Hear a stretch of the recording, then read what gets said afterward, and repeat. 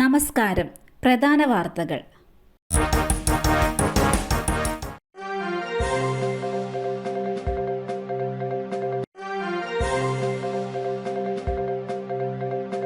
Kakkayam dam റോഡരികിൽ കടുവ.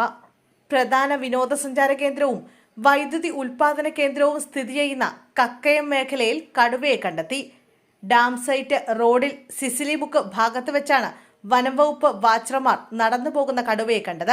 റിസർവോയറിന്റെ സമീപത്തെ വനത്തിൽ കടുവയുടെ സാന്നിധ്യം നേരത്തെ തന്നെ സ്ഥിരീകരിച്ചിരുന്നു. കഴിഞ്ഞ വർഷം സെപ്റ്റംബറിൽ കക്കയം ഡാം റിസർവോയറിലും കടുവയെ കണ്ടിരുന്നു. നിർത്തിയിട്ടിരുന്ന ലോറിക്ക് പിന്നിൽ ബസ് ഇടിച്ചു. 15 പേർക്ക് പരിക്കേറ്റു. പാലക്കാട് വടക്കഞ്ചേരി മംഗലം പാലത്തിന് സമീപം ഒരു സ്വകാര്യ ബസ് നിർത്തിയിട്ടിരുന്ന ലോറിക്ക് പിന്നിലിടിച്ച് അപകടമുണ്ടായി. അപകടത്തിൽ ബസ്സിലുണ്ടായിരുന്ന 15 യാത്രക്കാർക്ക് പരിക്കേറ്റു. ആരുടെയും പരിക്ക് ഗുരുതരമല്ലെന്നാണ് ആശുപത്രി അധികൃതർ നൽകുന്ന വിവരം. തൃശൂർ പാലക്കാട് റൂട്ടിലോടുന്ന സ്വകാര്യ ബസ്സാണ് അപകടത്തിൽപ്പെട്ടത്. സർവീസ് റോഡിൽ നിർത്തിയിട്ടിരുന്ന ലോറിക്ക് പിന്നിലേക്ക് ബസ് ഇടിച്ചു കയറുകയായിരുന്നു.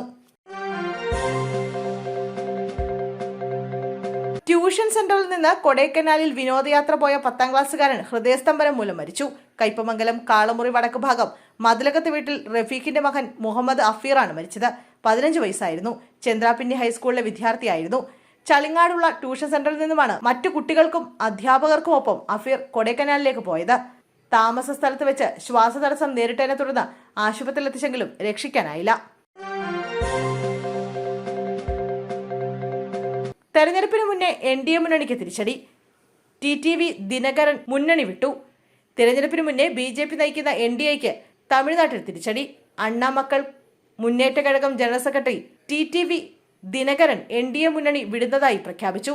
പനീർശെൽവം വിഭാഗം NDA വിട്ടതിന് പിന്നാലെയാണ് ദിനകരന്റെ നിർണായകമായ തീരുമാനം. തമിഴ്നാട്ടിൽ സ്വാധീനമുള്ള തേവർ സമുദായത്തിൽ നിർണായക സ്വാധീനമുള്ള നേതാവാണ് ദിനകരൻ. ഈ സാഹചര്യത്തിൽ ദിനകരന്റെ മുന്നണി വിടൽ 2026 നിയമസഭാ തെരഞ്ഞെടുപ്പിൽ NDAയ്ക്ക് വലിയ തിരിച്ചടിയാകുമെന്നാണ് വിലയിരുത്തൽ.